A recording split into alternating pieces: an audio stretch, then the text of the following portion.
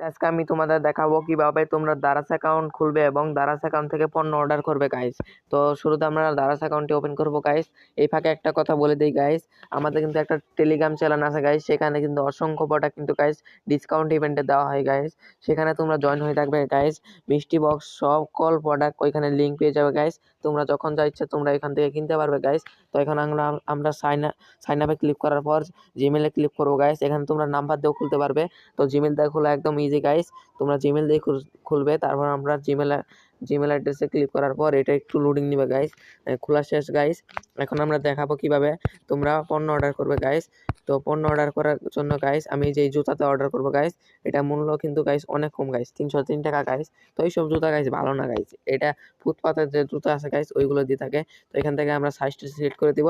Select করার পর place order click করার পর এখান থেকে গাইস ক্যাশ অন ডেলিভারি আমরা সিলেক্ট করে দেওয়ার পর কনফার্ম অর্ডারে ক্লিক করার পর দেখতে পাচ্ছ আমাদের অর্ডারটি কিন্তু গাইস কনফার্ম হয়ে গেছে। এখন তোমরা অর্ডারটি কীভাবে